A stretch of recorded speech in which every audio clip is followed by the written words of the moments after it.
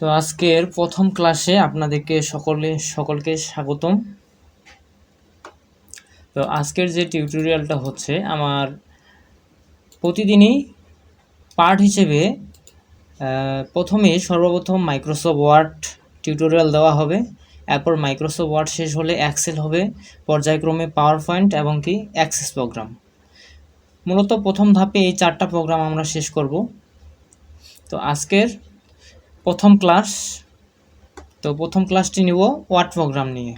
তো Microsoft word programme আমরা open করব। আমরা এখানে দেখতে পাচ্ছি যে টাস্ক বার, এই টাস্ক বারের মধ্যে আমরা এইখান থেকে যে আইকন দেখতে পাচ্ছি আমরা ওয়ার্ডের, এখান থেকে আমরা ওপেন করতে পারি, এখানে ক্লিক করে ওপেন করতে পারি, অথবা আমরা চাইলে স্টার্ট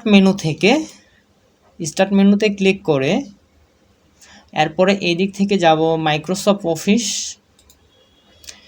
এরপরে নিচের দিকে আস্তে আস্তে মাইক্রোসফট অফিস ওয়ার্ড, যেটা আমরা দেখতে পাচ্ছি যে মাইক্রোসফট ওয়ার্ড 2010, এটা আমরা এভাবে ওপেন করতে পারি। এটা ওপেন হয়ে গেছে, তো এভাবে আমরা ওপেন করতে পারি। এছাড়াও আরও বিভিন্ন প্রক্রিয়ায় ওপেন করতে পারি। সেটা হচ্ছে যেমন আমরা যদি চাই যে সার্চ বার থেকে ওপেন করব, সেক্ষেত্রে আমরা এই যে সার্চ বারে যাব, সার্চ বারে আসার পরে এখানে সার্চ দিব যে ওয়ার্ড লিখে সার্চ দিলেও চলে আসবে যে মাইক্রোসফট ওয়ার্ড পেয়ে গেছি। তো এখানে যদি আমরা ক্লিক করি তারপরেও কিন্তু মাইক্রোসফট ওয়ার্ড প্রোগ্রাম ওপেন করা যাবে। তো এই হচ্ছে মাইক্রোসফট ওয়ার্ড প্রোগ্রাম ওপেন করার প্রক্রিয়া। তো আলাদাভাবে যদি আমরা দেখতে চাই যে ডেস্কটপেই আমি চাচ্ছি যে একটা ওয়ার্ড প্রোগ্রাম ওপেন করব, তো এখানে ডেস্কটপে ওপেন করার জন্য সর্বপ্রথম রাইট ক্লিক করব, এরপরে নিউয়ে ক্লিক করব। এখান থেকে যেহেতু আমি ফোল্ডার চাইলে ফোল্ডার নিব, এরপরে যদি অ্যাক্সেসের ডাটাবেস চাই অ্যাক্সেস প্রোগ্রাম নিব। তো আমি চাচ্ছি মাইক্রোসফট ওয়ার্ড, তো সেক্ষেত্রে এই যে মাইক্রোসফট ওয়ার্ড ডকুমেন্ট দেখতে পাচ্ছি, এখানে ক্লিক করব। তো এখানে ফাইল হয়ে গেছে, অলরেডি ফাইল ক্রিয়েট হয়ে গেছে। তো আমরা যদি চাই যে নামটা চেঞ্জ করে দিই, তো নাম চেঞ্জ করে দিই যে পার্ট ওয়ান রাখলাম, এরপরে এখানে ওপেন করব। এক্ষেত্রে এন্টার মারে আমরা ওপেন করতে পারি। তো এরপর এটাকে ফুল স্ক্রিন করার জন্য যে এখানে আমরা 3টা দেখতে পাচ্ছি, কারণ এই যে 3টা জিনিস আমরা দেখতে পাচ্ছি, তো এটা হচ্ছে ক্লোজ বাটন, এটাতে ক্লিক করলে সেই প্রোগ্রামটা ডকুমেন্টটা ক্লোজ হবে। এরপরে এখানে 2টা আছে, একটা হচ্ছে ম্যাক্সিমাইজ আর এখানেই আবার আছে রিস্টোর ডাউন। তো এখানে এখন কিন্তু রিস্টোর ডাউন অবস্থায় আছে, এখন বলতেছে যে ম্যাক্সিমাইজ করবেন নাকি। ম্যাক্সিমাইজ হচ্ছে যে পূর্ণ পর্দায়, তো এখানে যদি আমরা ক্লিক করি তাহলে কিন্তু এটা পূর্ণ পর্দায় হয়ে যাবে। আবার এইখানে এখন যদি আমরা খেয়াল করি, এখানে দেখাচ্ছে রিস্টোর ডাউন, এখানে যদি ক্লিক করি তাহলে এখন কিন্তু এটা ছোট হয়ে যাবে। তো এই যে এখানকার এই 2টার কাজ এরকম। তো এখানে যদি দেখি যে মিনিমাইজে যদি ক্লিক করি তাহলে কি হবে, এটা কিন্তু হারায় যাবে। তো হারায় তো যায়নি, এটা লুকায় আছে। তো লুকিয়ে আছে কোথায়, নিচের দিকে যদি খেয়াল করি এই যে আইকন বারে, এই আইকন বারের মধ্যে কিন্তু আছে। তো এখানে যদি ক্লিক করি ওয়ার্ডের আইকনে ক্লিক করলে আবার এটা ওপেন হয়ে যাবে। ঠিক এইভাবে কিন্তু আমরা মাইক্রোসফট ওয়ার্ড প্রোগ্রাম ওপেন করতে পারি। এখন যদি আমরা দেখি যে সর্বপ্রথম যে আছে যে ফাইল মেনুর মধ্যে আমরা কি দেখতে পাচ্ছি, প্রথমে আছে সেভ, এরপরে আছে সেভ এস। তো প্রথমে যেটা দেখতে পাচ্ছি যে সেভ, আমরা সর্বপ্রথম দেখতে পাচ্ছি যে সেভ, অর্থাৎ এই যে এই সেভের কাজ কি, সেভ হচ্ছে আমরা যখন কোনো কিছু সেভ করব তখন আমরা সেভে ক্লিক করব। এরপরে আমরা দেখতে পাচ্ছি যে সেভ এজের কাজ কি, অর্থাৎ নতুন অবস্থায় যখন আমরা কোনো ফাইলকে ওপেন করব তখন সেই ফাইলটা কিন্তু, অর্থাৎ যখন ফাইল আমরা ক্রিয়েট করব সেটা কিন্তু কোনো লোকেশন থাকে না। তো সেই ক্ষেত্রে যখন লোকেশন থাকে না তখন কিন্তু সেভে ক্লিক করলেও যা আসবে, সেভ এজে ক্লিক করলেও তাই আসবে। কিন্তু এই সেভ এজের কাজ হচ্ছে যখন সেভকৃত ফাইলকে আমরা অন্য কোনো নামে বা অন্য কোনো জায়গায় অন্য কোনো লোকেশনে সেভ করব, তখন আমাদেরকে সেভ এজ ক্লিক করতে হবে। এরপরে আমরা দেখতেছি যে ওপেনের কি কাজ, আমরা যখন কোনো কিছু কোনো ফাইল ওপেন করতে চাইব, সেক্ষেত্রে আমরা ওপেনে ক্লিক করব। এরপরে দেখতে পাচ্ছি ক্লোজে ক্লিক করলে কি হবে, এই যে আমার ডকুমেন্টটা রয়েছে সেই ডকুমেন্টটা কিন্তু ক্লোজ হয়ে যাবে। এরপরে এই ইনফোর মধ্যে যদি আমরা দেখি, এই যে ইনফোর মধ্যে এই সকল কিছু আমরা দেখতে পাচ্ছি, product activation, require permission, repair for sharing, version, এগুলো তেমনটা লাগে না। তো এই জায়গায় একটু ইউজ হয়, হ্যাঁ, এর একটা সিক্রেট ইউজ আছে, তো সেটা আমরা পরবর্তী নেক্সট ক্লাসে দেখব। তো এখানে এরপরে দেখতে পাচ্ছি যে রিসেন্ট, এই রিসেন্টে কি থাকে, রিসেন্টলি আমরা যে প্রোগ্রাম ফাইলগুলো ওপেন করেছি বা যে কাজগুলো করেছি সেগুলো কিন্তু এই রিসেন্টের মধ্যে থাকে। এরপর আছে নিউ, তো নিউয়ে যদি আমরা দেখি, আমরা নতুন ডকুমেন্ট নিতে চাইলে এই যে নিউয়ে আমরা আসবো, নতুন ডকুমেন্ট নিলে আমরা নিউয়ে ক্লিক করব। এরপর আছে প্রিন্ট করার জন্য আমাদের প্রিন্ট মেনুতে আসতে হবে। এরপর যদি দেখি সেভ অ্যান্ড সেন্ড, আমরা সেভ করার জন্য ঠিক একই রকমভাবে এখানে হেল্প অপশনটাও কাজে লাগে, হ্যাঁ, অপশনের মধ্যে অনেক কিছু কাজ আছে। এরপরে এক্সিট দেখতে পাচ্ছি, এই এক্সিটে ক্লিক করলে একেবারেই আমরা প্রোগ্রাম থেকে বের হয়ে যাব। তো এখন গেল আমাদের পরিচিতি গেল। তো এখন আমরা পার্ট টু পার্ট আমরা এই কাজগুলা করে দেখব। তো আজকের প্রথম ক্লাসে বেশি দীর্ঘায়িত করব না, প্রথম ক্লাসে আমাদের হচ্ছে পরিচিতি গেল, এখন আমরা এই কাজগুলো একটু দেখব। সাপোজ আমি এই জায়গায় কিছু লিখলাম,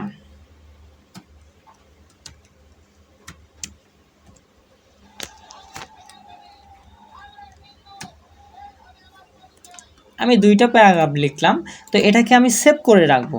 তো সেভ করার জন্য আমরা কি করি, তো সর্বপ্রথম আমরা ফাইলে আসি, এখান থেকে এই যে সেভ আমরা দেখতে পাচ্ছি, হ্যাঁ, তো এখান থেকে যে আমরা সেভ দেখতে পাচ্ছি, অর্থাৎ এই যে সেভ দেখতে পাচ্ছি, এই সেভের মধ্যে কি করব, সেভে ক্লিক করব।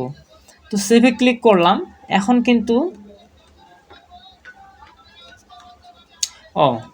সেভে ক্লিক করলে কি হবে, কারণ এটা কিন্তু সেভ হয়ে গেছে, কারণ অলরেডি আমরা কি করছিলাম, এই যে ডেস্কটপের মধ্যে যে ফাইলটাকে আগেই ক্রিয়েট করে নিয়েছিলাম, এই জন্য এটা কিন্তু ডেস্কটপে সেভ হয়ে যাচ্ছে, অটোমেটিক্যালি ডেস্কটপে সেভ হচ্ছে।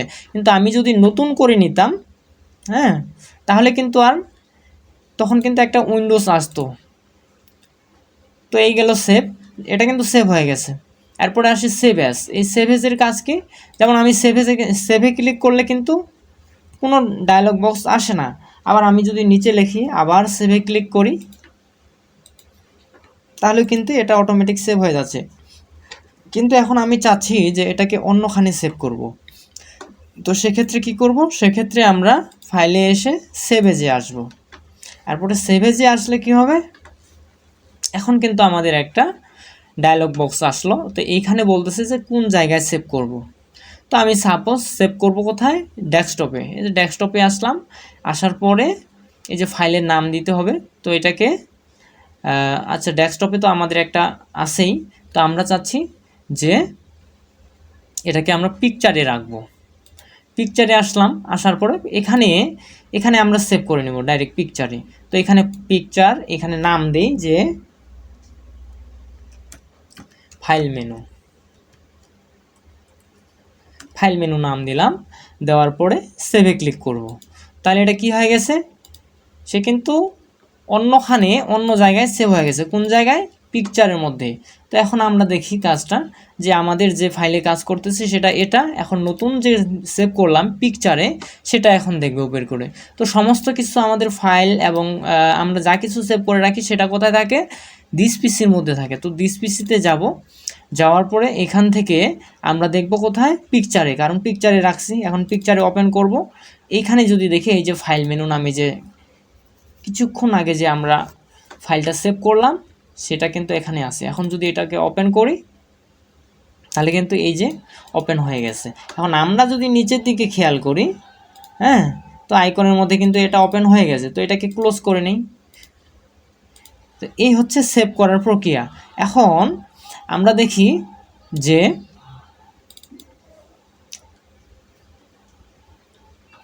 এই ফাইলটা যে আমরা সেভ করলাম, নেক্সট টাইমে যদি দেখি যে এটাতে ফাইল এখন ওপেন, অর্থাৎ আমি যে দুইটা কাজ করছি এখন কোনটাকে ওপেন করব। ওপেনে যদি আসি, এই যে এখানে কিন্তু অনেক কিছু শো করাচ্ছে যে আমি কোন ফাইলটাকে ওপেন করব। আমার আগের সেভ করা যে আছে সেগুলো দেখাচ্ছে। এখন আমি যদি পিকচারে যাই, পিকচারের সেই ফাইলটাকে দেখাবে, এটাকে চাইলে এখান থেকে ওপেন করে নিতে পারি। আর ডেস্কটপে যদি যাই, ডেস্কটপের ফাইলগুলো দেখাবে, যেমন এই যে পার্ট 1 এই যে ফাইলগুলো আছে, তো আমি চাচ্ছি একটা ওপেন করে নিতে, এখান থেকে ওপেন করে নিতে পারবো। এই যে ওপেন হয়ে গেছে। এরপরে আবার যদি দেখি এই যে ক্লোজ, ক্লোজ মানে কি, এটা ক্লোজ হয়ে যাওয়া, বন্ধ হয়ে যাবে। তো ক্লোজে ক্লিক করলাম, সেটা কিন্তু ক্লোজ হয়ে গেছে আগের। এই যে এখান থেকে আবার ক্লোজ করি, আবার কিন্তু ক্লোজ হয়ে গেছে, অর্থাৎ ডকুমেন্টটা ক্লোজ হয়েছে, প্রোগ্রামটা কিন্তু ক্লোজ হয় নাই। এরপরে যদি দেখি, এখন আমরা একটা নতুন ডকুমেন্ট নিব, অর্থাৎ আমি তো ডকুমেন্ট ক্লোজ করে ফেলছি, এখান থেকে নতুন ডকুমেন্ট নেওয়ার জন্য আমার নিউয়ে আসবে। এই যে নিউয়ে আসলাম, এখান থেকে এই যে ব্ল্যাঙ্ক ডকুমেন্ট নিব, ব্ল্যাঙ্ক ডকুমেন্টে ক্লিক করব, এরপরে ক্রিয়েট। তো এইখানে কিন্তু আমাদের নতুন ডকুমেন্ট হয়ে গেছে। এখন যদি দেখি ইনফোতে কি থাকে, এই যে ইনফোর মধ্যে সমস্ত কিছু তার ইনফরমেশন থাকে, যেখানে দেওয়া আছে যে সাইজ, পেজ কয়টা নিয়েছি, ওয়ার্ড কয়টা কাউন্ট, ওয়ার্ড কয়টা টাইপ করেছি, এগুলো কিন্তু সব কিছু ডিটেলস এখানে থাকে। এরপর রিসেন্টে কি আছে, এই যে রিসেন্টে যে আছে, যেমন রিসেন্টে আমি কি কি কাজ করছি, পার্ট 1 নামে, এই যে ফাইল মেনু নামে, অর্থাৎ সাম্প্রতিক আমি রিসেন্টলি কি কাজ করেছি সেগুলো কিন্তু এখানে থাকবে। এরপর নিউ হচ্ছে নতুন ডকুমেন্ট। তো এখানে আমি দেখতেছি একটা ডকুমেন্ট আছে, তো আমি যদি আরেকটা ডকুমেন্ট নেই তাহলে কি করব, ফাইলে থেকে নিউয়ে ক্লিক করব, এখান থেকে আবার ওই যে একইভাবে ব্ল্যাঙ্ক ডকুমেন্ট ক্রিয়েটে ক্লিক করব, নতুন একটা ক্রিয়েট হয়ে যাবে। তাহলে আমার কয়টা ফাইল আছে এখানে, 2টা। আমি যদি এখানে দেখি, আমি যদি মেনুবারে খেয়াল করি, তাহলে এই যে একটা আরেকটা, এখানে 2টা আছে। তো এরপরে আসি, আবার ফাইলে আসি, প্রিন্ট অপশনটা কখন লাগবে, যদি আমরা প্রিন্ট করতে চাই। যে ওই যে প্রিন্ট আছে, এখানে আমার কিছু নাই যেহেতু, এই জন্য এখানে কিছু দেখাচ্ছে না। হ্যাঁ, তো এরপরে এখান থেকে প্রিন্টে ক্লিক করলে এখানে আরও কিছু সেট আপ আছে। এই print set up, page set আপের মধ্যে একটা আলাদা একটা ক্লাস নেব প্রফেশনালিভাবে। এরপরে আবার যদি দেখি যে সেভ অ্যান্ড সেন্ড, এখানে কি আছে, সেভ অ্যান্ড সেন্ডের মধ্যে এখানে আমরা চাইলে ইমেল, সেভ টু ওয়েব, এখানে বিভিন্নভাবে সেভ করতে পারি এটাকে। এরপরে যদি দেখি যে হেল্পের মধ্যে তেমন কিছু নাই, অপশনের মধ্যে কিছু কাজ আছে, যেমন এখান থেকে আমাদের কালার থিম, যে কালার থিম সিলভার কালার আছে, আমরা চাইলে এটাকে ব্ল্যাক করে নিতে পারি। তখন ব্ল্যাক করে দিলে কি হবে, এটা কালো হয়ে যাবে, এই যে এরকমভাবে কালো হয়ে যাবে। তো এখানে আরও অনেক কিছু কাজ আছে অপশনের মধ্যে, এই কাজগুলা পরে আরও পরের ক্লাসে ভালোভাবে সমস্ত কিছু দেখানো হবে। তো এরপরে যদি আমরা দেখি যে এখানে এক্সিট অর্থাৎ বের হয়ে যাওয়া, তো এক্সিটে যদি ক্লিক করি তাহলে একবারে ডকুমেন্টগুলো কিন্তু বের হয়ে যাবে। তার আগে বলবে যে এটাকে আপনি কি সেভ করতে যাচ্ছেন নাকি চান না। তো আমি চাচ্ছি যে এটাকে সেভ করব, সেভে ক্লিক করে দেব। এখন কোথায় সেভ করব, এটা যদি দেখি যে কোথায় সেভ হচ্ছে, দিস পিসি থেকে লোকাল ডেস্ক ইউজার লেনোভো থেকে পিকচারে সেভ হচ্ছে, তো এখানেই সেভ করে নিলাম। ঠিক এরকমভাবে কিন্তু আমাদের কোনো ডকুমেন্টকে সেভ করতে হবে। তো আজকের ক্লাস এই পর্যন্তই। তো প্রথম ক্লাসে আমাদের ফাইল মেনু শেষ হলো, পরবর্তী ক্লাসে আমরা হোম মেনু, ইনসার্ট মেনু এবং কি ধাপে ধাপে আমরা ওয়ার্ড প্রোগ্রাম শেষ করব। তো ধন্যবাদ, সকলে ভালো থাকবেন এবং কি পরবর্তী ক্লাস টিউটোরিয়াল দেখার জন্য সাথেই থাকবেন, পাশে থাকবেন।